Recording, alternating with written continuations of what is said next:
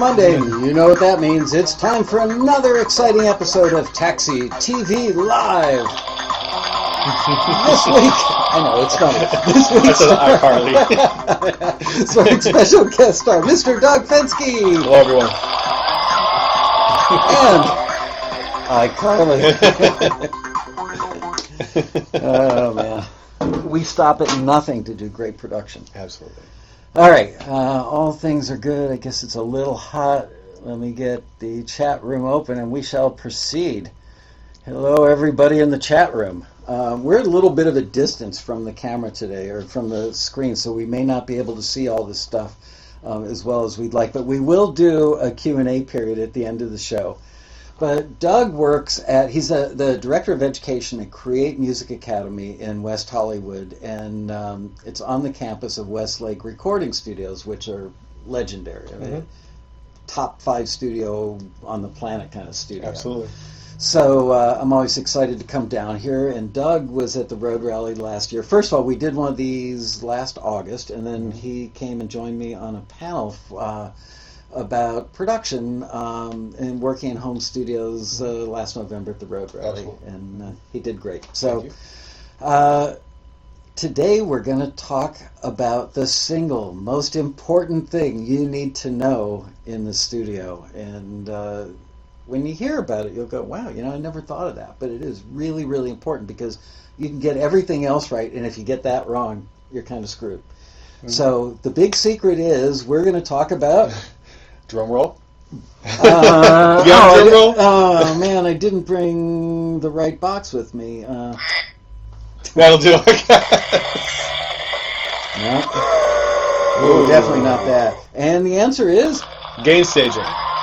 Gain staging and making sure that things are properly recorded at their electrical levels that we need to be able to control. And I know that sounds exciting as hell to you. Gain staging. You know what? I'm going to go to my... Oh, actually, before I go to my notes, I'm going to do this early in the show so I don't forget.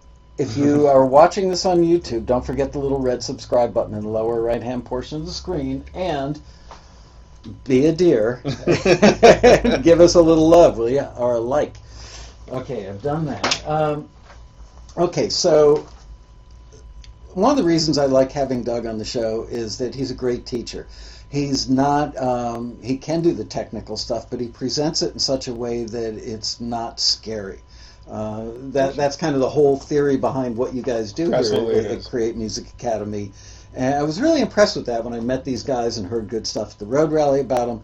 So he's my gain staging guru because of that. So explain to them why gain staging matters and kind of what can happen if you don't get it right. Okay, well, the gain staging may seem like a scary term, but basically what it means is that we're adding electrical level in different places of the recording path that we'll talk about, and we're adding the proper amount of it, right? So we're making sure that we're not adding too much, let's call it juice for now, we're not adding too much juice on a mic pre in order to distort something, or we're not putting enough of whatever it is we're recording into a plugin and it becomes noisy or too much and distorted. And there's many kind of pitfalls and places that you can go wrong with gain staging, because there's input gain staging, which is whatever you're performing going into your DAW. And then there's output gain staging, which is as it's being processed in the DAW and then it's going to end up exiting, right? First and foremost, as long as you have the input gain staging correct, that's kind of, then we can kind of go from there. Right. But if it's not right going in, it's never going to be right. Exactly. You know, we've all had this experience, even people who are relatively, maybe especially people who are relatively new to recording, where they're mixing and they're constantly bringing the master fader down, down the mix because that's the output gain staging. Absolutely. Yeah, exactly. There's so much cumulative gain that what you're doing is overdriving the output of the console and compensating by bringing down the master fader, and it just makes it sound like crap. Which loses frequency response and it loses dynamic range, and you know that master fader should always stay at 0 dB until we're going to do an automated fade out. Then, at which point, we can do an automated fade out, but it needs to be at 0 until then. But the signal has to be controlled until then. All right, so let's cover a little bit of... I know this is way techier than we normally get on Taxi TV, but this is good stuff, and you really should know it. We get music... You know, here's a great example. We've done Taxi TV episodes where we've been listening to our members' music as part of the show. Sure. And I'll move this over so I can make sure that, there we are. Okay. So we will be listening to music, and this one's at a normal level, that one's at a normal level, and then we get to the third one, fourth one, whatever, and it's way lower in volume. Yeah. Clearly somebody just wasn't paying attention not only to their levels in general, but probably to their gain staging leading up to that moment. Absolutely. That's the output side of gain staging. Yeah. So they put themselves at a huge disadvantage. Mm-hmm. If a music supervisor or an A&R person is listening to other stuff and it sounds full and robust, Mm-hmm. and the frequency range, everything about it sounds great, and then all of a sudden you get something that sounds kind of wimpy and little and not so Even good. if it's a great creative piece. Yeah. Right? Yeah. So we need to nurture our creativity, right? And the only way to nurture the creativity in 2017 is to have a fundamental understanding of technical aspects behind the DAW. It doesn't mean that we need to be full-blown engineers or techs or whatever it is, but in order to properly nurture that creativity, we have to be responsible for it. And in order to be responsible for it, we have to have some working knowledge of those kinds of things. And you don't have to be techie-oriented No. to get gain staging, No, you don't. right? So You just have to understand what it is. that's our point of today's show. I know this is uncharacteristically techie for Taxi TV. That was a very alliterative tongue twister. But I promise you, if there's anybody that can make gain staging make sense, he's sitting right next to me. So, okay, signal flow. Right. This leads up to gain staging, but let's talk about, I'm looking at a Fender Squier amp on the floor. So let's say we've got a guitar coming through that Sure. amp, and We want to record it, right? yeah, so we're Okay. going to shove a 57 in front of it and take it from there. All right. Well, I think we should talk about more of a home studio, project studio signal flow rather than a big kind of Westlake signal flow, right? They're 80% the same, but let's kind of customize it to what a lot of you guys might be doing at home. So if I put a 57 on a guitar amp, the source is the guitar amp, right? That's where the source is coming from, right? The source is going to hit the microphone. And the first thing to take into consideration is that not all microphones are equally as sensitive to that guitar amp, right? So if I put a 57 on it, it's going to handle a loud guitar amp, no problem, right? If I put a tube microphone on there, it could break up and distort the microphone very easily. Even some condensers as well. Other condensers handle that kind of signal very well. Now, at the microphone, more sensitive microphones can be used to record a loud guitar amp if you use something called a pad. Right? We were talking about this Yeah, before. so, it doesn't mean something that's made out of cotton that you tape on the microphone. It's an acronym, right? It's an acronym. It stands for Passive Attenuation Device, and we won't need to go into what all that means, right? But what it does is that it softens the response of the microphone, essentially, so that it can record louder signals. Now from that microphone, every single microphone has to go into a mic pre, right? There is no exception here. We deal with a lot of gray, right, in record production in general, right? Oh, well, this is this, but it could be this, or maybe we can kind of... There is none of that here. This is straight up black and white. Every microphone has to go to a mic pre. Now, the quality of the mic pre that we use matters arguably even more than the microphone itself, right? Okay. The mic pre on an interface, like let's say, I don't want to speak badly of any sort of interface, but let's say a $200 interface, and I plug the 57 into it and turn up the mic pre, that's going to sound very inferior to, say, a professional level mic pre from maybe they came from a console. That's true, but let's put this back in the context of home recording people. There are $150 interfaces that I've heard. The Focusrite Red doesn't sound as good as an Avalon or some of the more esoteric stuff that's thousands of dollars. But for the average home studio, can't you find stuff that, it's not Westlake Studio? Generally speaking, yes, and there is a quality difference, which is the point that we need to be aware of, right? Okay. Is that there is a quality difference between mic pre's. Not all mic pre's sound the same, right? So with that being said, the mic pre is the biggest gain stage out of everything, right? And that's why it's so important to have one that kind of cuts the mustard, if you will. Because that's where we're taking the signal from mic level, because mic level is very, very small. It's just millivolts. It's very small. And we need to amplify that up into something that's called line level. Barely going to get the meter to move, if at all. Won't even be able to hear it. Yep. So when we do that with the mic pre, we're adding a bunch of gain, right? Now, we don't want to add too much gain because then we could start distorting it. right? So after the mic pre... Can we go back for Sure, 1 second? of course. The gain, he's talking about volume, input volume. Yes, in this input case. volume. So think of it as like the burner on your gas stove. Sure, absolutely. The more Absolutely. you turn it, the bigger it becomes. Absolutely. Okay. Right? And then we cook it too fast or we don't cook it Right. enough. That's a great Ooh. comparison, Michael. So after the mic pre, depending on the interface that we're using, it's going to travel through a cable, right? Probably a USB cable versus inside of a little thing called a direct out, right? Yeah. And before it does that, it becomes digital, right? Because it has to be digital before it gets into the computer. Zeros and ones. Right? So then it enters the computer, right? And then we press input monitor or record arm on our track, right? And then we have the input side of the gain stage correct. Right. Right? Then it starts output, right? And the first place that it starts output is all of your plugins, right? So if you put any EQs or any compressors or any sort of processing or whatever it may be on the audio effects in Logic or the inserts in Pro Tools or whatever it may be, that's the first place that it goes, right? So I would ask, is it possible to clip a plugin, to put too much signal into the plugin and cause distortion?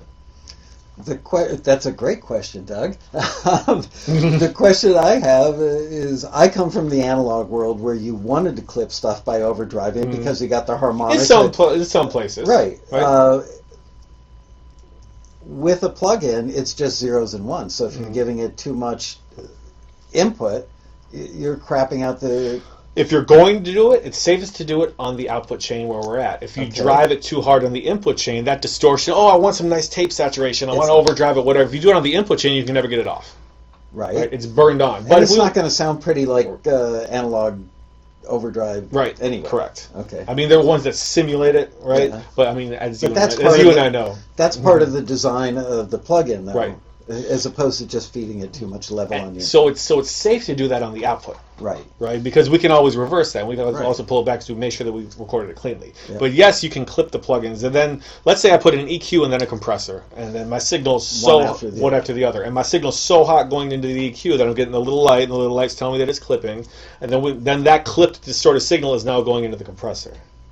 And now we take the compressor and now we compress it so that it gets louder and that distortion, right? And then it gets out to the fader, and let's say it's the kick, and it's got to be loud in the mix, and then we have this happening the entire time, and then expedite that one track to 3, 4, 5, 6, 7. You just scared the crap out of most of our audience, though. That was pretty. And then we start getting crunchy. So let's go back to basic signal flow and gain staging. So let's take it back to the the preamp. So where do you want it to be? What is optimal? As far as level going into the computer, right? So I'm personally from the school of I like to record hot. Right. Now, that doesn't mean that I like to clip when I record, right? There'll be a lot of people that will give you a specific numerical value that says your meter when you're recording has to be exactly at this, right? I don't personally subscribe to that, right? What I like to say is as long as the meter is healthy, even getting up into the yellow a little bit, that's okay with me, right? When I'm dialing in a vocal, even in a professional setting, I don't dial in the vocal to make sure that I'm not staring at the meter and making sure I'm listening to the character of the vocal and how it's interacting with the mic pre and the compressor and whatever it is, even in the home setting. So I'm getting the level nice and hot and healthy, right? Now, I'm certainly going to make sure that I don't clip it. If the level is not hot and healthy, you will end up with something called noise floor. Now, the days of noise floor have decreased a lot since the analog days that Michael was talking about, where you had tape hiss.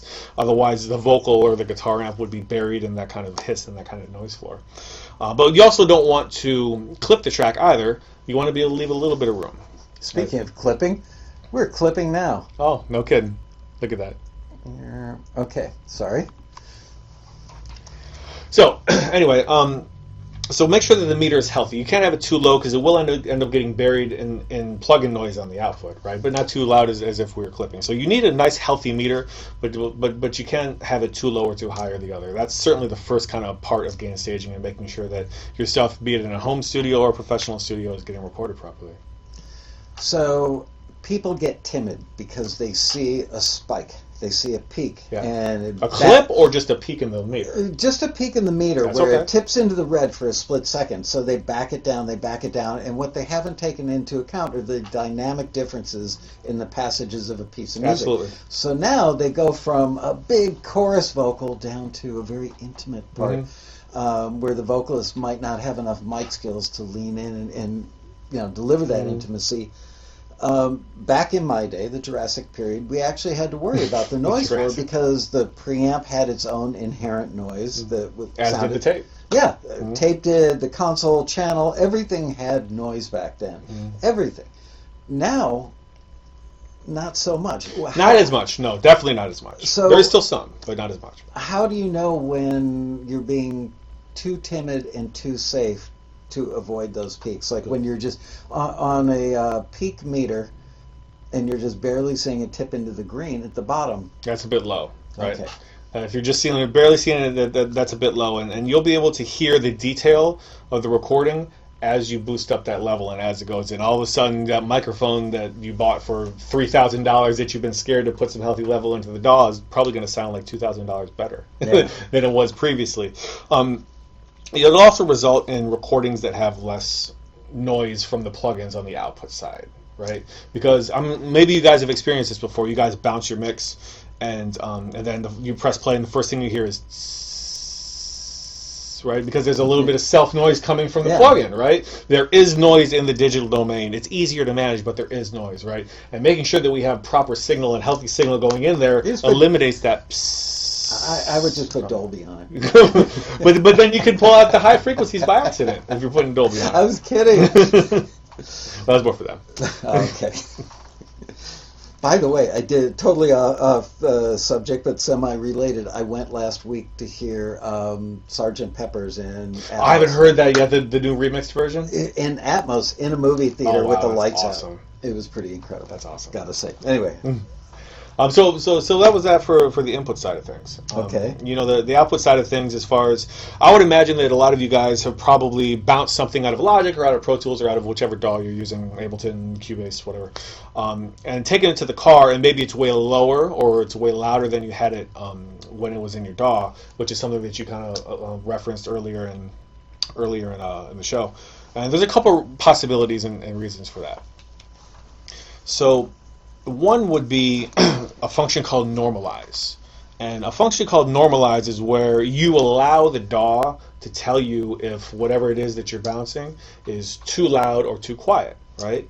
If you keep normalize on in your DAW, right? And I'm sure you guys have seen this in your bounce menu and wonder, what is normalize, right? That means if it sees a level that comes in that's nice and hot, even if it's not clipping, if it's too hot, if the computer thinks it's too hot, it'll drop it down. It'll drop it down. And then if it gets to a passage that's very quiet, like you had mentioned, it'll boost it up and try and compensate for the difference and try and like even it off, right? Once we have a good understanding of gauge staging, that's something that we should never do, right? In the scenario that you described, that could certainly have been one of the things that was happening, where you submit for something for Taxi and your stuff is lower than everyone else's. It's maybe because your normalized, it was too loud, and then normalized knocked it down to underneath where everyone else's was, right? The second thing for your stuff being loud enough to compete with everyone else's would probably just be making sure that you have a limiter on the master bus. All right, now everybody's master fader has an insert on it. And if you were to put a limiter on that... They may not know what an insert is. Insert, okay. So everybody's master fader in your DAW session, there are places where you can put effects, right? There's probably a series of gray bars next to it or a series of blue bars next to it. I saw somebody say, I love normalize. It looks like it makes things better. So in an area where you can put effects or things of that nature. So you'd want to make sure that you would have something called a limiter there so that it prevents clips, but that's also where we can make things loud, right? And without getting overly technical about it, that's what those competitive records are sounding like for the submissions, and where a lot of people whose stuff is softer can really improve. If you have a nice loud mix and you have a limiter on it, you can make it even louder. But if you use the normalize function, it could take you either way, and we get stuff that's way, way, way quieter than the other stuff, and the fidelity's not there, the level's not there.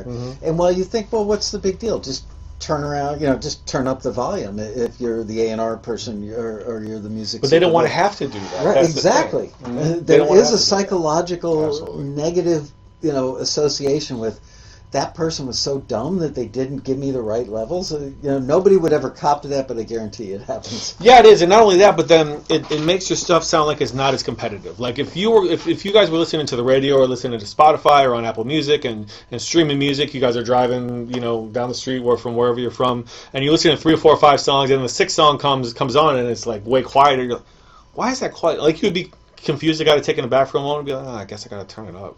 Yeah. And then the next song comes on and it boom. Yeah. Right, and then it peaks everything. Right, and you're like, what? And then you're like, who was that song by? I didn't totally really like that thing. Out of your headspace. It absolutely does. So the stuff has to remain competitive. Now, that's a whole different discussion. The whole loudness war. Right. I don't think that's not necessarily. I'm sure we'll get into it with the Q&A by the end of the show. But that's not really the time and place for that. But you definitely want your stuff to be consistent, and a good way to kind of reference that is to have a target. Right. Just put a song that you're targeting into your DAW and take a listen to it. I would say a song of a similar genre. Yeah, because absolutely. you wouldn't take an acoustic singer-songwriter and try and compare it to an EDM. Right. Well, it's a song that you're targeting, right? Because they always have the submissions that say, "Hey, we're looking for something that sounds like the Chainsmokers or Zed or whatever." Yeah. Then you would just import one of those records into your DAW and then just kind of make sure you're using that as a target. And then just hit the Zed button and it just makes everything sound like Zed. Right. The Zed plugin. Yeah. I wish we had that.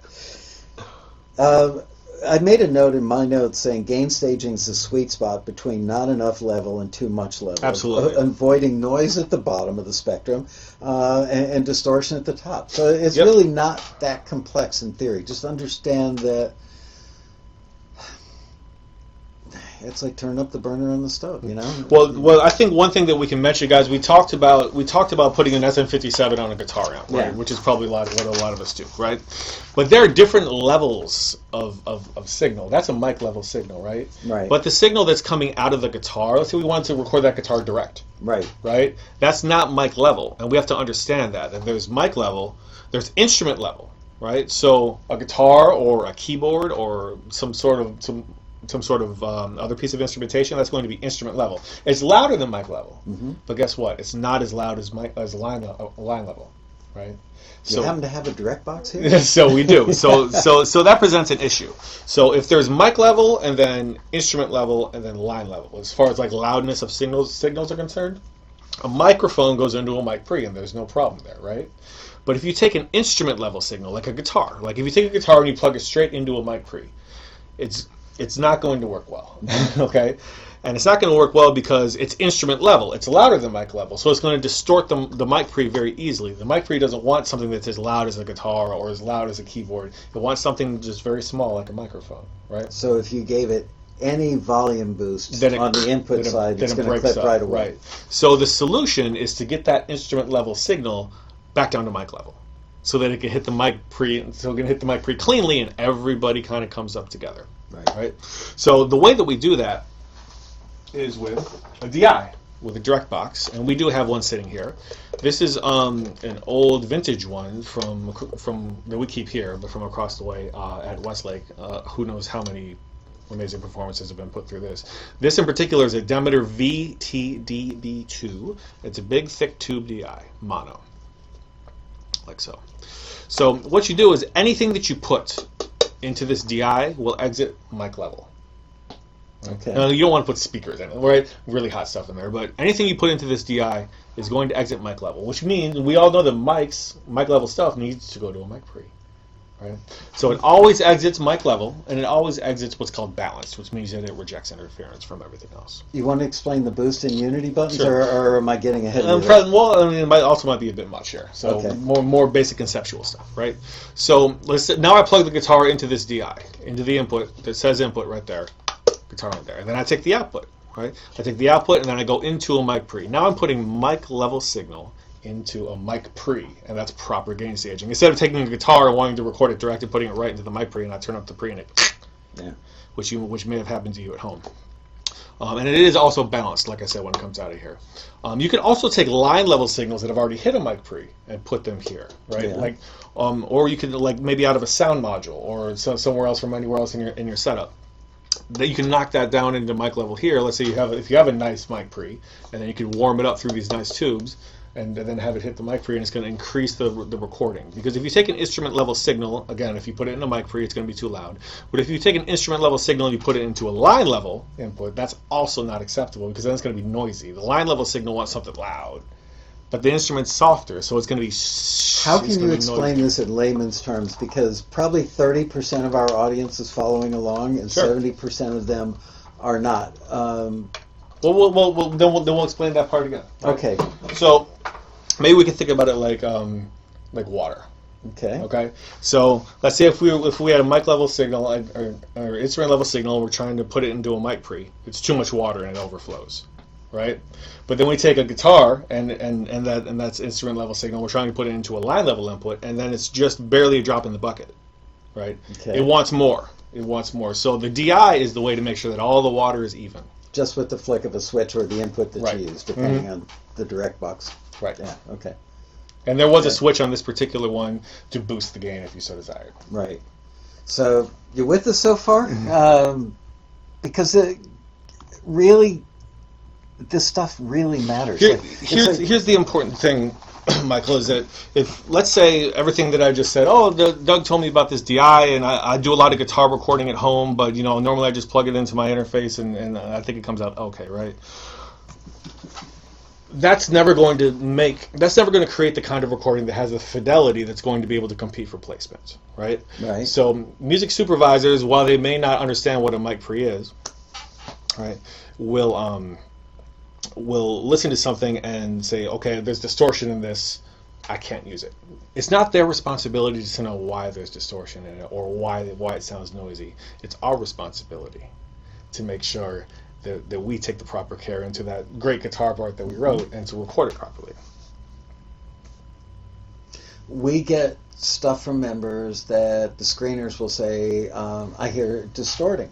And the members go, no, I'm listening back to it at home, and it doesn't sound distorted. But they blew their gain staging in all likelihood when they were bouncing it. Maybe when they were bouncing it, or when they were recording it, Michael, because if the mic pre is turned up too hot, then it could have been distorted going in. And but they would hear that on playback. Maybe. Well, I'm giving them the benefit of the doubt, saying that they would hear that on playback. So we get that, fairly often, where people get really upset with us when the screener hears it distorting, and we'll even go to the trouble of tracking down the exact pair of headphones that the screener used and listen to it on that same computer. Sometimes it could be that the audio file online somehow got corrupted, but usually when an audio file gets corrupted, it just won't play. Yeah. So, it's not like it gets distorted so much on the audio file. But I think that a lot of those problems are caused by lack of even paying attention to gain staging. Sure. It just sounds so technical, and people are like, it's like one more thing to worry about. It is one more thing to worry about, right? But the sooner that we embrace that thing to worry about, the sooner that we can fix it. And that's why it should be the first thing that you understand, because all the other stuff that you learn by going on YouTube or Gear Sluts or talking to friends on the Taxi forum, everything else in the recording chain doesn't amount to a hill of beans if you've blown it with gain staging on the input side. That's correct. That's correct. So we want to make sure that we're adding an appropriate amount of gain on the mic pre. We want to make sure that the meter is nice and hot going in, not clipping and not too low, regardless of if it's an analog or a digital recording, right? And after that's all said and done, then we start dealing with how much we're putting into the plugins, right? So if we're putting too much of our vocal or guitar into the plugin and we're getting the clip meter, we have to pull down the level of that plugin a little bit. There's always a fader in the plugin somewhere. Either it's a knob or it's a fader, right? For input or for output. We want to make sure that we're not clipping those plugins on the output. Now, if the signal's too low, then it's going to get noisy. Well, how do they know if they're going out of?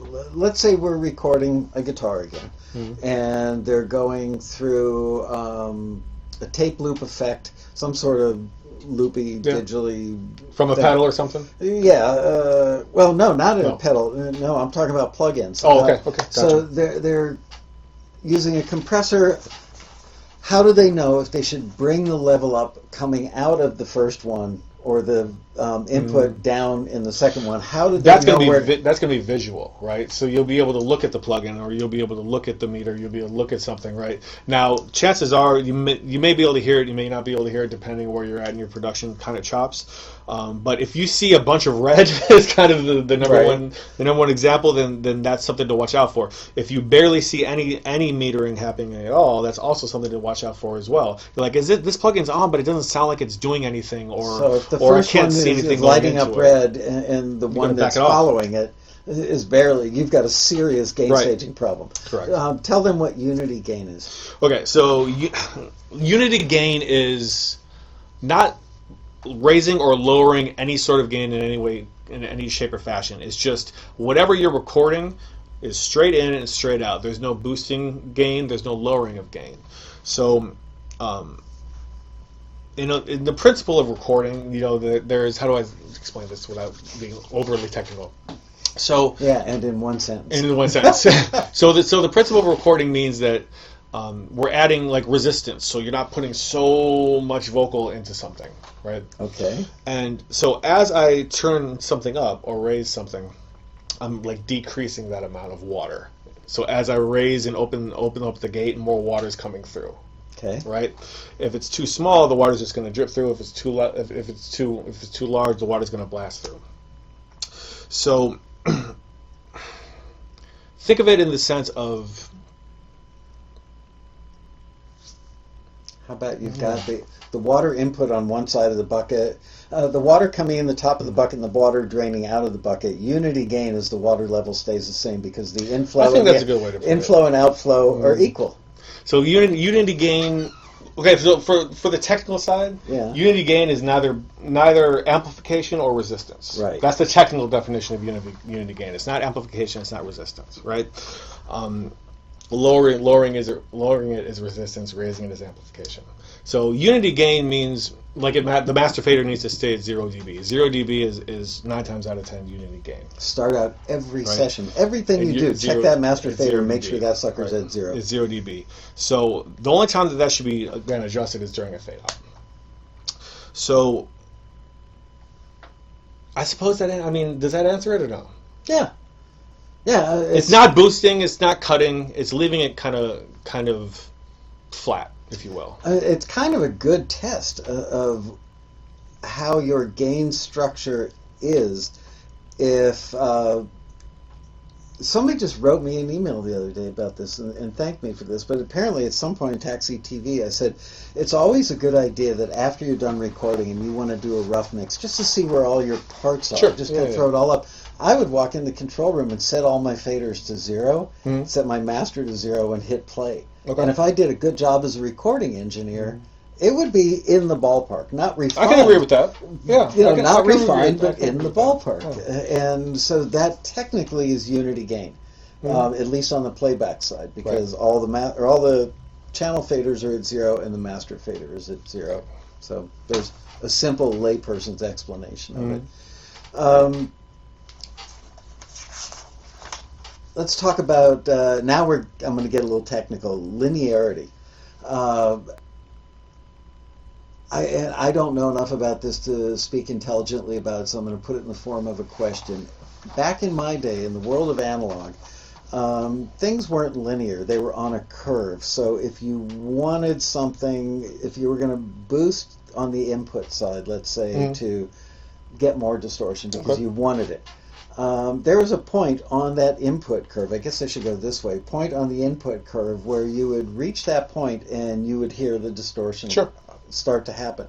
Does that happen in the digital realm or not? Because digital is zeros or ones. Not really, to be honest. What you're going to have is you're going to have it to a point, and it's going to get louder and louder to a point, and then it's going to hit 0 dB full scale, right? FS meaning like the full scale, meaning like you can't go any hotter than this, otherwise it's going to distort. There's no gradual distortion, which is I think what you're getting at, right? You're talking about gradual distortion. There's not really gradual distortion unless we're adding it with a plugin, right? Right. If I'm just recording it in the digital domain and I turn it up too hot, from the as soon as it hits it, it clips. That's my point. There's not a gradual that's some nice saturation. So I can kind of do that. That's exactly my point. Yeah. Because it's a hangover from the days of analog where you pushed your volume to tape because it sounded good to a point. To a point. You pushed your input level. I shouldn't say volume. You pushed your level maybe on a mic pre, maybe on the channel strip. There are various places within the gain structure that, depending on what you were going for and which mic you used and which console you used, all that stuff, you intuitively knew with enough experience where to push the gain staging to get that distorted effect. So that has carried over into the digital realm, and people think more is good, and it's not. No, it's not. It's not, unless we're doing that on the output, right, with a plugin, and we decide to put a plugin on it, and we want to gradually increase it. Like basic example would be like in Pro Tools, the lo-fi plugin, right? The lo-fi plugin, it lives in harmonic for the inserts, right? If you go to insert the lo-fi, and you go to a preset called tape saturation, right, that mimics driving into an analog tape machine, right? But that's done on the output. Right. On the input, if you turn up the mic pre too high and you clip it, you just clip it, right? Yeah. There's not going to be a gradual, desirable distortion. And it's not good clipping. No, it's not good clipping. It's not good clipping. All right.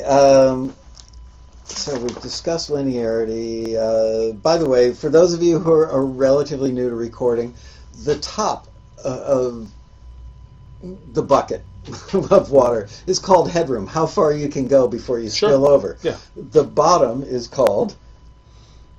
The bottom of the well? Well, if we were using the water analogy? Yeah. But noise floor? Yeah, noise floor. Thank you. Gotcha. So a bucket where there's no water accumulating, you've reached the noise floor because you can see the bottom of the bucket. Right. So the water in the bottom of the bucket are... And if we could see the bottom of the bucket, it's going to be noisy. Right. Not as much as in the analog days, but it will still have noise. So, and then when you get close to overflowing the bucket, then you've got a problem as well. So you want to keep it. My very Lasko-esque way of doing things back in the day was I'd walk into any console, any room, any preamp, anything, and basically I would turn the mic pre knob up to somewhere between 10 o'clock and 1 o'clock. The input fader at zero. And usually if my mic was placed correctly, padded or not padded, whatever, if I understood my gain structure well, I would usually be very much in the ballpark. In that 10 o'clock to 1 o'clock window. If you need to finesse it a little bit, then you can finesse it a little bit from there. But that'll be healthy going. Yeah, like a good, healthy starting point. Yeah. That's definitely what we want, a good, healthy starting point. Really important. That's maybe the most important thing we say all day is understanding what that good, healthy starting point is. Because, again, you don't want too little. You see the bottom of the bucket, you've got the noise floor. And I want to make a point that you can't be afraid of it. You had touched on that fear a little bit before, right? Yeah. Like the fear of recording hot enough. If that meter is very low, by the time it gets to the output, it's going to be noisy, right? Yeah. So you have... If you're really scared of it, just use an exercise where you're just playing some sort of call it guitar, right, or vocals, just some sort of throwaway song that you're not trying to really record properly. You're just like, I need to take this song and just experiment with recording it nice and hot. I don't care what the recording sounds like, but I need to be able to experiment, right? So you turn it up louder and louder and louder, quieter, and you kind of play the passage 3 or 4 times at different points, right? That way, the objective of that session is not to get a great recording, is to experiment to know how to get a great recording. Right? I could certainly recommend that. Yeah, I think that's a really good point. You and I've spoken about this before. When you work in a pro studio environment, I was just speaking to Al before, who owns this place, that in a pro studio environment, you got that experimentation time. Everybody goes home, and you're the assistant engineer. You were allowed to sit down at the console and experiment with these things and learn about it. I think today people are so focused because everything is made so easy vis-a-vis plugins and automation in a laptop or in the software which is contained in a laptop. That everything is so easy that people don't take the time to learn the physics of recording and the rudiments of audio, which is you can watch a YouTube about it, you can read something in a book, but nothing beats sitting down and that makes it harder to compete. When you don't put yourself through those paces. If you put yourself through those paces and experiment with recording and experiment with getting better tones from the vocal or the guitar or whatever it is, right, it will be easier to compete for your placements. We hear vocals. 2 things that I hear a lot of, and I think it has a lot to do with gain staging, and people just don't understand. We hear vocals that are really thin. So it's like, I've got a $300 condenser microphone. How can it sound thin? Well, either you're singing into the wrong side of the microphone, which it happens, or it could be that your gain is so ridiculously low that you're getting no fidelity because the electronics that are normally working for you aren't. Right, and that's where we're talking about turning up that mic pretty loud enough to get that good signal, right? Yeah. Now, a third variable could be if there's a big roll-off on the microphone, right? Or if the microphone is not very sensitive to low mid frequencies or low frequencies. But yeah, I mean, you're not getting the full sonic texture or picture of the microphone if you're not giving it enough gain on the mic pre. It's kind of like having a really great engine in a car, and if all you let's say you go buy a Maserati, and all you do is drive around in like 6th gear with the gas pedal only depressed 1/4 of an inch. Sure. Versus putting the gas pedal down 2/3 of the way in 2nd gear. It's a completely different car under those two circumstances. Absolutely agree. So think about it. Yeah, it's like a It's a car. It's a Maserati. and making sure that we're nurturing that vocal performance. Nurturing that vocal performance by understanding that we have to be able to approach recording it in an efficient way. Again, you don't have to be a master whiz engineer, but just making sure that you're efficient. And if you invest in a microphone, making sure that you're getting out of it what you paid for it, right? And not being afraid to turn that level up a little bit until you see a clip, and then in which case bring it back down. Let's talk about modeling for a moment. I made a note in here about different plugins that model different microphones or maybe model different guitar amps, and they model the characteristics. They sit down and they do an analysis, a scientific digital analysis of waveforms and what have you, and they try and emulate that through algorithms that say, okay, if you have X coming in, then Y goes out, and this is what the computer does in the middle. If modeling is done properly, will most of them exhibit the same non-linear behavior that we were talking about before on the curve, the distort, they could keep boosting and going, ooh, that sounds like the sweet spot for distortion.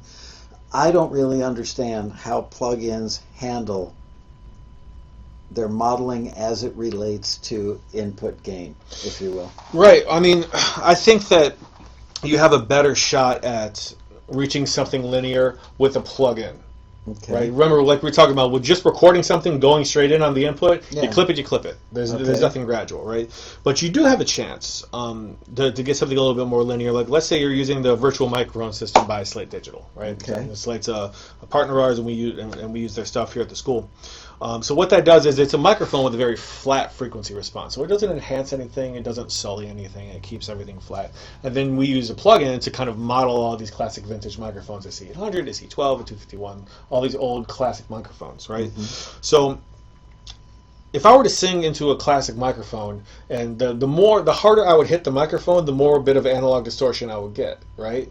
So that's a little bit easier to do in that case. Right, it is increasing what would be, I guess, the drive into the microphone or into the guitar modeling, to have it break up, right, to a point, right. But remember, the really important thing to remember is that the signal was already recorded cleanly first before I'm doing that, right.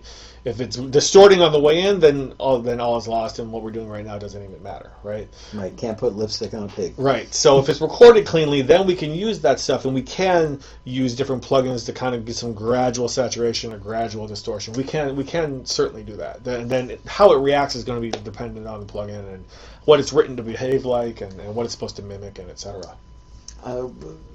Kind of related, what's your general feeling about modeling plugins? I know that nothing will ever sound as good as the real deal, but I've heard some that I was just pretty astonished. Some of the 1176 plugins that are out there, even if they don't sound exactly like an 1176, a real real vintage 11, not even a knockoff. They still sound pretty freaking good. I think that we need to change our frame of reference, because I love an 1176 as much as anyone, right? It's my favorite compressor. So if I put an 1176 compressor onto something, right, in the digital realm of the plug-in version, as long as you don't expect for it to sound just like an 1176, which it's very liberating in the mind. You would have to have been exposed to one to know what it sounded like. Right, it's very liberating to not expect an 1176 when you put an 1176 plugin onto something. That being said, is it going to sound good? Well, yeah, it's going to sound good as long as the plugin, is written well, right? Mm-hmm. But as long as you don't expect for it to be a clone of the original 1176, you just expect for it to sound good and for it to function and for it to do what you tell it to do, then I think that you'll be more pleased with your results. If you want a real sound of an 1176, there's only really one way to do it, right? But that being said, with your plugins that mimic vintage compressors, just take yourself out of the frame of reference of I'm using this exact compressor, and I just want it to sound good. Most people will never hear a real 1176. Most homebound recorders won't. And that's okay. Yeah, it is. There aren't that many of them out there in the world that are affordable for most home studio owners. That's right. As long as we don't expect it to be a real 1176, then we're going to be okay.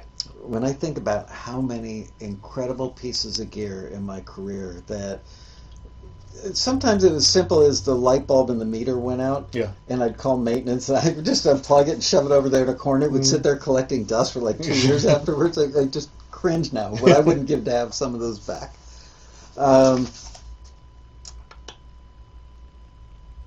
Let's see.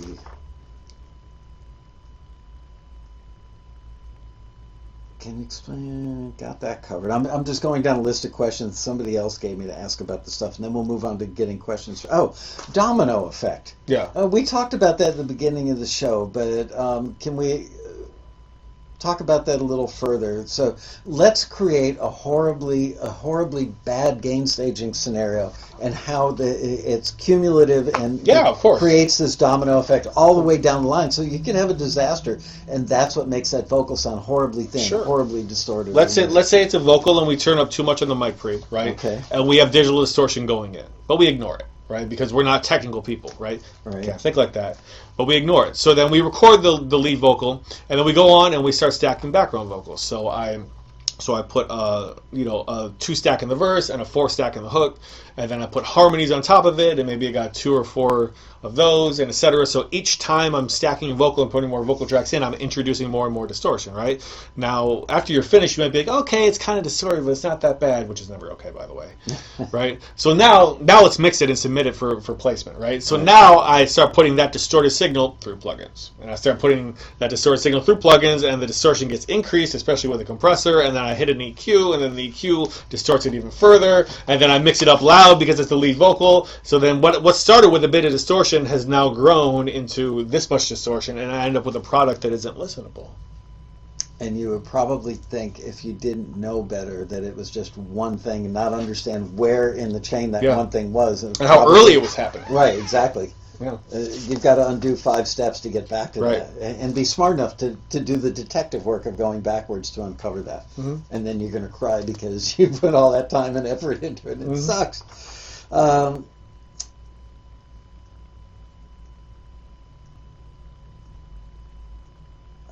God, we've covered a lot of ground and not a whole lot of time. That's okay. Yeah, we could do a lot of Q&A, that's for sure. We've still got like 45 minutes left. Let's take this one was actually given to me by Peter Petro, who is the admissions director here, right? Is this the most common problem with subpar recordings at home, meaning gain staging isn't correct? Or is this the biggest pitfall trying to recreate professional recordings at home? So I know you live in a fairly rarefied world being around here at Westlake Studios, and you have a very professional... I've done plenty of home recording as well. I mean, I've been on all sides. So is this the number one mistake you hear?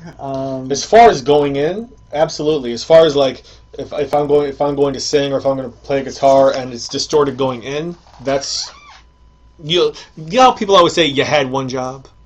Yeah. Right? The one job when you're recording from the technical aspect is to make sure that it's not distorted or too quiet going in. That's your gain staging is your one job. You had one job. So don't blow it. right? If you do, then again, it's going to be either noisy if it's too low, and then you're going to have a noisy recording, or it's going to be distorted if it's too hot. So, I mean, that's the one task when you're recording at home to make sure that it's right. Taking that piece of that song that you wrote for a year and a half, or that guitar line that took you 3 weeks to write, or whatever it is, right. And taking that thing that you cooked for so long and giving it the time of day to make sure that it's being recorded cleanly, right? After that, it's all output stuff. Right, but as far as the input chain is concerned, you have one job, right? And it's not that hard. It is not that hard. It's really more about paying attention. Jinx. Thank you. It's about paying attention. It really is. Yeah. You know, I know this sounds technical to those of you who are not technical, but really, if you're seeing red, stop. You know, or if you're barely seeing green, right? Stop. Or if you're barely seeing green, yeah. You want to see it somewhere in that, like, 2/3 green to yellow. Yeah. Yeah. Absolutely. Okay, let's open this up. I think one thing I wanted to ask you about is when I first met you guys and became impressed with you, I think it was the 2014 or 15 Road Rally, and I went on your website, which is Create, spelled CRE number 8, musicacademy.com, and all the different courses have really cool names that are a play on that. Yeah. And so I made a note that you've got one called the Activate course. Activate, yes. And tell me, or tell them why Activate, or how Activate teaches them about things like gain stage, because we have had taxi members that met you at the Road Rally and actually came back to Los Angeles. We've had lots of taxi people come through the program, and I've gotten great reviews from them. I'm not just saying this because these guys write a check to sponsor the Road Rally. Part of the reason that I love them and I come here is because I got feedback from our members. Look, we don't go out and just get any old sponsors for the Road Rally. Peter would know this better than Doug, but we actually see if there's a relationship to our members before we take somebody on as a sponsor, because the last thing we want is a sponsor walking out of the rally going, I paid thousands of dollars and felt like I didn't get anything for it, or the members turning up their nose, to the sponsors on site at the rally. So we try to find a good fit so that we know the relationship's going to work. So once I knew that you guys were an extremely good fit, and I started really checking out the website, I was like, oh, their approach to teaching is way different than a lot of the other schools, maybe all the other schools that I'd ever checked out. So what does Create do? Or Activate do? Activate. As far as technical stuff like this. So the courses are kind of split up, right? There'll be a creative course, right? And then there'll be a creatively technical course. And then there'll be another creative course, and then there'll be a creatively technical course, right? Because, again, we have to be responsible for both sides of that as a record producer. Can you give an example? I will. Okay. For the creative side and for the technical side. So on the creatively technical side, like Activate, it basically teaches an individual to be comfortable in their own studio behind the computer. Okay. Right? Now, a lot more goes into that than just one sentence, right? So basically, it has to do with understanding Logic and Pro Tools, right? And microphones are a big thing of that. It also has to do with project studios and understanding what you should be starting with in your own project studio, because what you may start with and what your musical strengths are may be different than mine. So I should have a different initial investment than you. Depending on the genre of music? Depending on, let's say you're a guitar player and I'm a piano player. Right. Right? Well, your studio is going to be customizing guitar-centric, mine's going to be customized piano-centric, right? That's not to say that you can't do one or the other, right? But your starting point is going to be different. Yeah. In that project studio's discussion lies, and in the microphone's discussion lies gain staging, right? Mm-hmm. So the reason why it comes after a songwriting course, which is Initiate, the first course, right, is because we take that idea and we cook it, right? And we cook it in the first course. Okay. And now we have to talk about how to cleanly record it in the second course, and how to be responsible for knowing how to automate the volume of a fader, right? Or how to put a crossfade on a piece of audio so it doesn't, right, when playback reaches it, and how to nurture that creativity that we spent an entire course talking about writing, and how to actually make sure that we're using the microphones and the mic frees and the DAWs. So a lot of stuff. How much time do you spend on this? 15 hours. 15 hours in Activate. Okay. Mm-hmm. Wow. But you preface that with the songwriting stuff first. Correct. Like we've all heard the expression, before I use lipstick on a pig, a very common expression is you can't polish a turd. So you could know everything there is to know about gain staging and choosing the right microphone and everything, but if your song sucks, the song is still going to suck. It'll sound like a wonderfully recorded bad song. Or polishing a turd. Right. All right. Right. I think I've covered pretty much. Is there anything that you want to include that we haven't covered in the questions? Not necessarily. I would like to do a significant amount of Q&A because I know that there's a decent amount of people out there. I see them firing stuff off and chatting and everything. So, I definitely think that we should speak to some of you guys and kind of just do what we can to kind of help you along in your recordings and etc. All right, guys, we've got 35 minutes of time, so hit them with Q&A on anything that's recorded or production. Yeah, really, it could be anything. I mean, we'll do the gain staging centric kind of ones first, and the more gear kind of ones first. But I mean, we can open it up a little bit to kind of a general everything, and that's certainly okay with me. What are your thoughts on summing amplifiers, and which ones would you recommend? Okay, so for you guys that don't know what a summing mixer is, a summing mixer is something that essentially adds analog sound to a digital mix, right? So if you have 5, 6, 7, 8, 9, 12, 16 outputs of the interface, analog outputs, then the summing mixer will combine all of your instrumentation of vocals, right? So I put the vocal out 1, and the kick out 2, and the snare out 3, and the bass out 4, and the guitar out 5. And it takes all of those, and it combines them using analog wiring and circuitry, right? And sums them together. And then it takes the result of that, and you re-record it back into the DAW, right? Or to another medium, or whatever it may be, right? So I personally really enjoy them in order to add an analog element to a primarily digital mix. That being said, the Neve 5059 Satellite is great. The Shadow Hills Equinox is great. They are not cheap pieces of gear, right? Give them an idea. $3,000 to $5,000. That's not cheap, right? But here's the thing: don't buy a summing mixer if you don't have a nice mic pre. Mm-hmm. Right, because you want to make sure that it meets the professional threshold going in first, right? After that, then you can start looking at investments in the output. But the signal, it has to be recorded at a professional level first before you worry about $5,000 summing mixers. So we don't scare anybody. Matt Vanderbo is my favorite example of this year. Many of you guys watching the show know Matt from the Road Rally and from being involved in the chat room on Taxi TV. The guy's got an iMac, couple of microphones, nothing fancy. He's got a $150 interface, the Focusrite Red, which for an inexpensive home interface, it's a good solid piece of gear, but it's not going to sound like a $3,000 Avalon or whatever. So what he's got sounds really good because he's learned how to get the most out of it, and he understands that what he's making are TV cues and not records. Mm-hmm. So I don't want to scare people away from... I don't want people to think that they've got to go buy a $5,000 summing amplifier and a $3,500 microphone to make a TV cue. On the other hand, if you're passionate about recording and production, I see Mojo in the chat room. I know he's passionate about this stuff.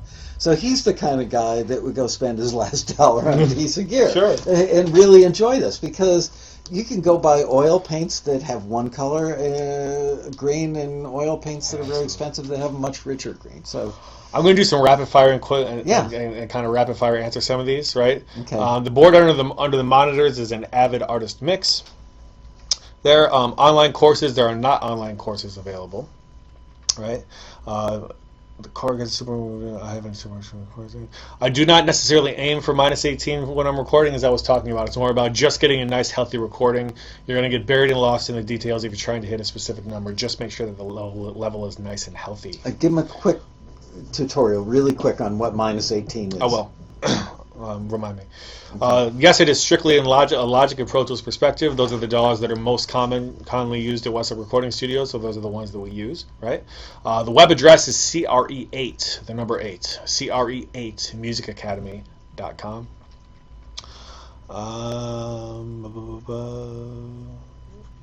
Okay, good. So, -18, right? Yeah. -18. So, if you...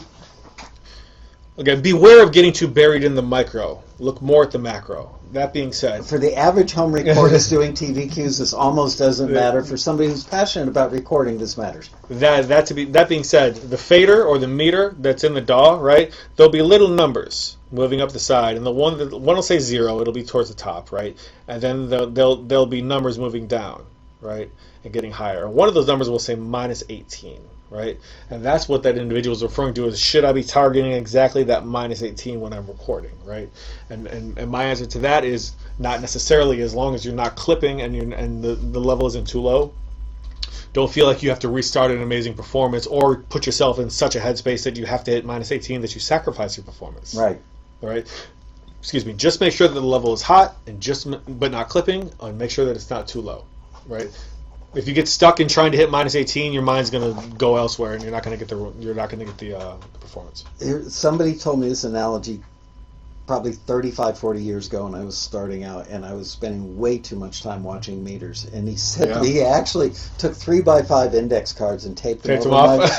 He said, don't look at them. He said, painters don't paint with their ears, and engineers shouldn't mix with their eyes. That's very true. And what a great lesson that was. It got to the point, anybody who has gotten familiar with their gear or become a pro-level engineer knows you could probably walk into a room that you work in every day and with your eyes closed preset almost everything on the console before anybody walked in to record a live band. Absolutely. And you'd be very much in the ballpark. Absolutely. Because you used your ears. Use your ears.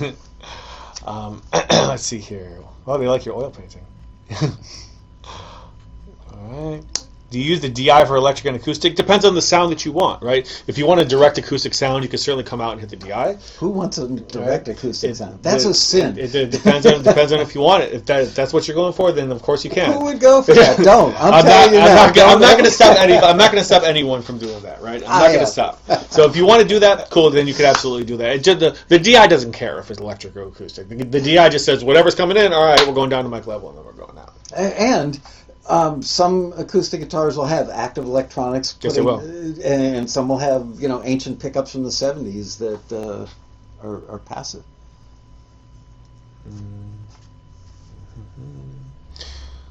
Do you want to hit that level with the channel fader at 0 dB, or is it only essential for the master to stay at 0? Well, it depends. The master should always stay at 0. If you're in a console environment, then you can have some wiggle room with that fader. The fader does not have to stay at 0 dB. In the console environment, the fader is used to finesse the level. So you get big adjustments, broad strokes with the mic pre, lots of water, right? big adjustments, small adjustments. But then let's say we got a nice healthy level, but just every once in a while we're clipping. Right. Yeah. Well, then I can just go to the fader and just slightly lower it a little bit, right, and increase the resistance. Yeah. Right. Just slightly lower it a little bit, and then it's not going to be as loud. So you can certainly, in the console environment, you can finesse and fine tune with the channel fader that's going into the DAW. In the digital domain, it's pretty much, unless you're hitting some sort of fader before you're going in, which I doubt, then it's just going to be watching the meter with the pre. Yeah. When I talked about 0, starting things at 0, it's just a starting point. It's a relative starting point, but it's a good relative starting point. No, Michael. No, it's my show, damn it. I had not heard of that, Mojo, but I'll check it out. Okay, question. Do you think active DI boxes are better or passive DI boxes are okay for recording? I don't think it matters if it requires power or not. I think it matters what kind of sonics you get out of it, right? I certainly wouldn't limit that to active or passive in the same way that I wouldn't limit my monitor selection to active or passive, right? As long as you understand what you're getting out of it, I love NS10s and I love those passive NS10s because they sound poor. And it's hard to make them sound good. They work well in the context. Active speakers are a different kind of tool. So it's not necessarily about if it's an active or it's a passive DI. It's what kind of output and product and texture and tone and sound are you getting out of it, rather than if it's active or passive. Yeah, there are very few things in recording that are works well in all scenarios. And that's part of the art of recording, is learning what works for what kind of thing. And a good point would be like recording a bass for a rock thing might sound better coming through a passive DI, and doing it for a dance record might sound better coming out an active Maybe. DI. Yeah, I'm just throwing as those long out as you're open to those kinds of things, Right. is what the objective is, right? Yeah. Just be open to saying, you know what, I never thought it would be right, but actually this passive DI sounds better than this active one, especially for this record. I'm going to use it. That's our responsibility as the record producer, to be able to say, no, I'm not just going to use it because they're saying use an active. If it sounds better, it's better. Right. If it sounds good, it's good.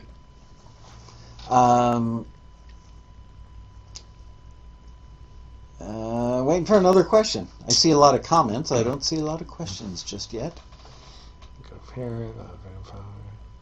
What headphones do you like with home recordings? We use AKGs back in the day in LA. With headphones, you don't really want to necessarily look at price. You want to look at the frequency response. Now, headphones by nature are very, very curvy. So they got boosts in the low mid and the low, and then cuts in the highs, and etc. And they're very kind of curvy, and they're difficult to manage. That being said, you want to look at headphones that have the flattest frequency response possible. I know the ones that are very common around our studios and around Los Angeles are Sony MDR 7506s. Again, the Sony MDR 7506s, and that's because they're relatively speaking, they're flat for headphones, right? Which are curvy by nature, right? They're flat for headphones. I know Sennheiser 660 or 50, I can't remember the exact model number there. They make another flat headphone, but when you're looking for headphones, you want them with the flattest frequency response possible. When you get into all this big kind of curvy frequency response charts, is when it kind of starts smearing things. And then when you take the mix out to the car or to your stereo system or to whatever you're going to listen to, that's when things don't translate. And you're like, I didn't have the kick that loud. I don't understand what's happening. We get members asking us which headphones we use at the office because they want to check their mixes on the same headphones before they submit. And they're just $55 Sony MDR somethings. Well, the MDR 7506s that I mentioned are just $100. Yeah, so they're not crazy expensive, and I have no relationship with Sony. I'm not saying that's any sort of plug. It's just that they're fairly flat and they're really common around LA. And when somebody steals them, that's the reason we went with these, is they sounded middle of the road and people were jacking them from the office all the time. Screeners would take them home. I don't know why. I got one. Has Create jumped into the Slate virtual mic locker yet? And yes, we have. Right? And? So, as a matter of fact, I wrote the feature for the July Music Connection that's coming out based on recording, and I do mention my experience that I had with the Slate VMS that we still have here on campus. So, and Slate's a partner of ours. So, to my personal ear, it very, very accurately recreates the Sony C800G. Okay. Right? The other microphones still sound very good, no doubt about it. But to my ear, it sounds like a C800, and I personally A/B'd it against Westlake's C800, right? And the differences are negligible, right? It's a great recording at obviously the fraction of a price. A Sony C800G, we just call it a C800. A C800 is anywhere between 9, 10, 11 grand. Yeah. And the Slate VMS system is 1,000, I think, 1,000, something like that. So from my personal experience with it, the C800 sounds the best. The C800's the mic that's got the air-cooled system on it, or whatever. Yes, that's correct. It's like a radiator on it. That's correct. It's a heat sink and it's a counterbalance, and it's also a counterweight. Oh, really? Because it's a heavy microphone. Yeah. It's a heavy microphone. Love it. I've used it on many, many, many recordings over the decades, professional level stuff, on big name artists that we all listen to and love. And it's an exceptional microphone. And there's nothing like having the real thing, but the Slate VMS C800, and there's two versions of the C800 and the Slate VMS. There's one from the 90s and there's a contemporary one. They both sound very, very accurate. Stephen Slate needs to come to the Road Rally. Yeah, I tried to get a hold of him, and our members would eat their stuff up. Well, maybe I can see what I can do for you. Would you? Yeah. Seriously, because I look at their stuff and go, our members would love this. In particular, the drum sounds, guys. The drum sounds, I'm sure that you guys would all love the drum sounds, and they got some great plugins as well. So I'll speak to Slate for you. Thank you. You're welcome. Any other question? We got that one already. Okay, 11 new messages down here. I think there was one right here where an individual said that the 7506s are not flats, and that's correct. They're not flat. They're flat for headphones. Yeah, right. So you have to understand that headphones are curvy by nature. I don't have a pair here, but by nature, headphones are all over the place. And relatively speaking, the 7506s are flat. Do you know that your ear shape actually has a dramatic effect that on a headphone? No, I didn't. How your ear fits inside the cup on a sealed cup headphone makes a huge difference. I didn't know that, but somebody told me that once. Interesting. Yeah, I think it was somebody from AKG told me that actually. What were remember the white biorodynamics that everybody had? You're probably not old enough, but I don't think so. there was a period from like 1969 or 70 until probably 1982 to 85, somewhere in that window, where the standard headphones in every pro studio were biodynamic and they were white, and they were great. Sure. They were indestructible and they sounded pretty darn good, but didn't color much. Let's see, Fostex T20 RPs. Yeah, all you guys need to email Slate and say, "Come on, Steve." To find phones that work for your ears. Slate fan, look at that. We got Slate fans showing up. And I'll reach out. I promise.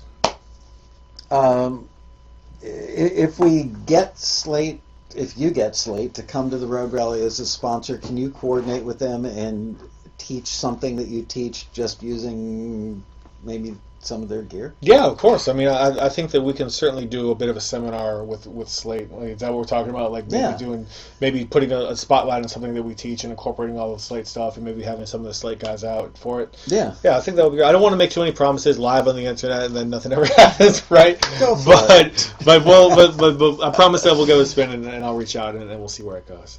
Right? I see a lot of young engineers confused about impedance. Can you explain the difference between high Z and low Z? It's resistance, right? It's resistance. So, like, if you wanted a low resistance to record a guitar, that would be better because the level of electricity, the instrument level signal coming in is quieter than like line level electricity, like we talked about. So, when you think about impedance, think about resistance. If you have high Z, that's lots of resistance, right? If it's low Z, it's a little bit of resistance. Let's go back to the water bucket analogy. Okay. Explain it in terms of water. What high Z would be versus low Z with the bucket.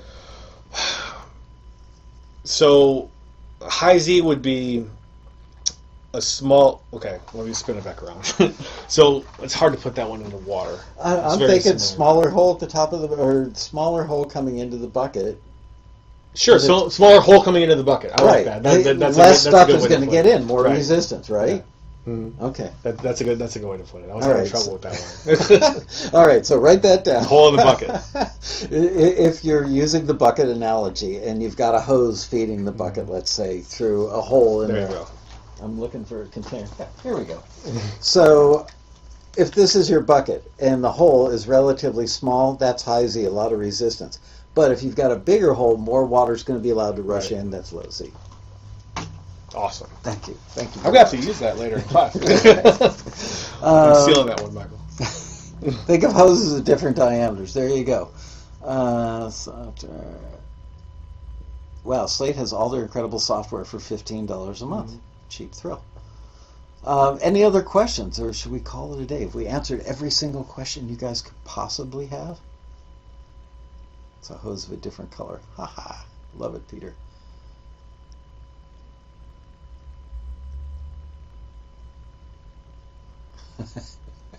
All right. As soon as I say, well, then let's wrap it up, all of a sudden we'll get a bunch of questions. Okay. Either way.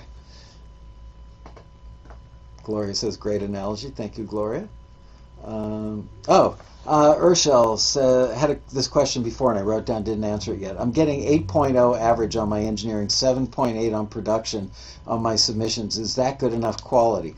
You know, as it says at the bottom of the critique form or on the back of it somewhere, it's relative, it's subjective. It just means that, yeah, you're doing pretty darn well, but just know that in today's world, you can get a forward from Taxi if you record a lo-fi singer-songwriter thing with nothing more than a guitar and vocal. You could actually do it in GarageBand using the built-in mic in your computer, and if you were to position that well enough, you could probably get a recording that would work really well for that. On the flip side of that, there are other instances where you want incredible fidelity. So they're both right for the circumstance. It's all about context. So I can't just say that if you're getting 7.8s in 8s, first of all, we don't forward or return based on those numbers. Those are just a way for the screeners to go, pretty darn good. You've got a grip on that, or you don't. You know, if you're getting 4s or 5s, it's like you need some work in that area.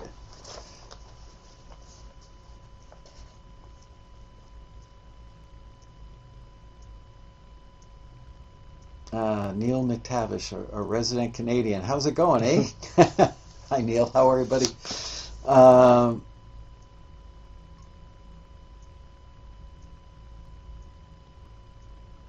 I guess we have a lot of Canadians in there. See a lot of people going, eh? Hosers. Yeah. All right. Right. As Dean says, Dean Kripane, it's not the ear, or it's not the gear, it's the ear. Sure. All right, we've now digressed into jokes about Canadians. So with that, let's wrap it up. I really appreciate you doing this because everything else in the chain, I mean, down the chain of recording and production, it all starts with a song, but you can kill a good song if the gain staging isn't right. Absolutely. And we should do another show someday. Can you and I do a show actually in a control room or somewhere where we can do mixing stuff? Yeah. I think we can certainly arrange that. A lot of times people ask me like what I start out with when I mix. Well, it's been a really long time. Like you might not have been born when I was still mixing. I got some gray, man. I don't know. I mean, yeah, well, it was a long time ago. But you know, I had my particular way that I worked, and a lot of that was based on what I learned from the other people I worked around, which was essentially bring up the kick and bring up the bass and get those two things working together, and then everything else kind of fell into place after that. But I'm sure that it's different now, and so I want to do a show on mixing with somebody that's younger, hipper, and more about today's stuff. I'm old school. All right. With that, let's say goodbye. Everybody's saying thank you. Thank you guys for watching. Thank you very much, guys. It's been a pleasure sitting with you again, and hopefully we can do it soon. I would love to do another one. And please, go see, I'm assuming you guys are coming back to the road. Of course.